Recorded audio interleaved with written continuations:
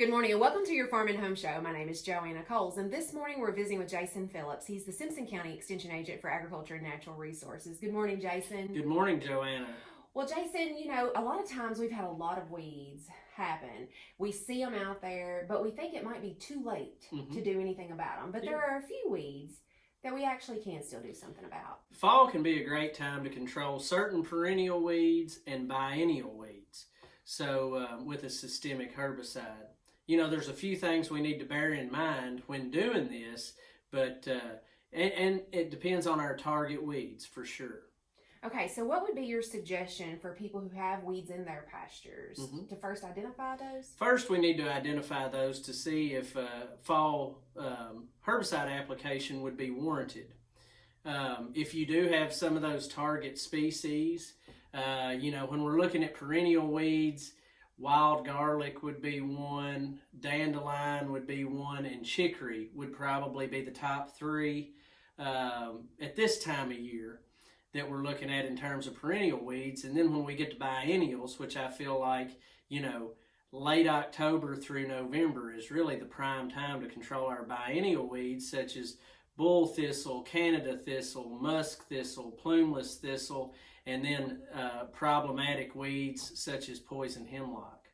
So Jason, if we have seen those weeds, we saw the purple, the purple flower on those thistles, we can probably bet that they're going to reoccur. They're going to be somewhere in that vicinity again. That's right. So there's some critical things to think about when we're doing fall herbicide applications. One is temperature.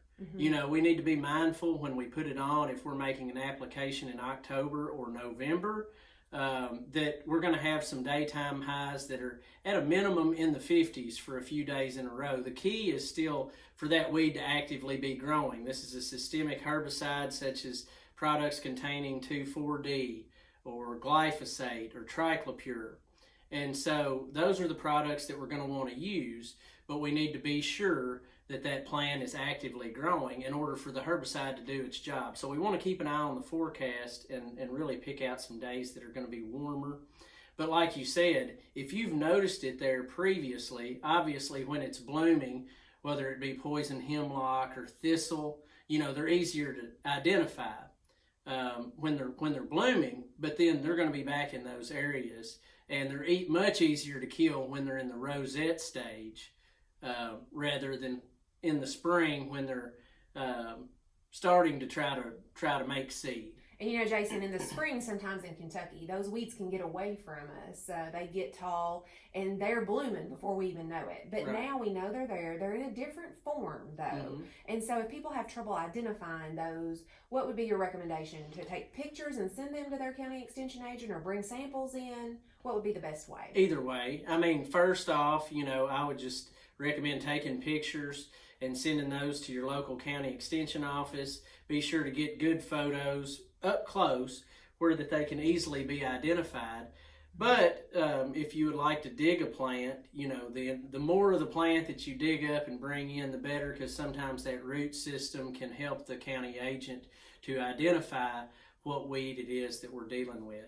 And Jason, somebody might say, well, I don't have those weeds, but I had all these other weeds. Is timing important, and how would I know what the proper time is? Timing is very important, and I think in any of these processes, we first have to identify what the target species of weed is. And once we've identified that weed, then we will make, determine the approach in which to best control that weed. So a lot of weeds are best controlled in the spring. So if it's an annual weed, more than likely you're going to have that problem again, but fall is not the time to control our annual weeds.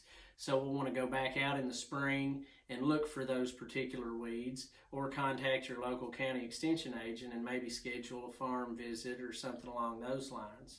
And, Jason, you talked about identifying the weed and knowing. We have publications available at the office for people to be able to review. Exactly. Yeah, there's several publications. Some have color pictures that also help to identify what those are and what to use to control them. All right, Jason, we'll appreciate the information. And if you have questions about weed control, make sure to contact your local extension office. Thanks for watching and have a great day.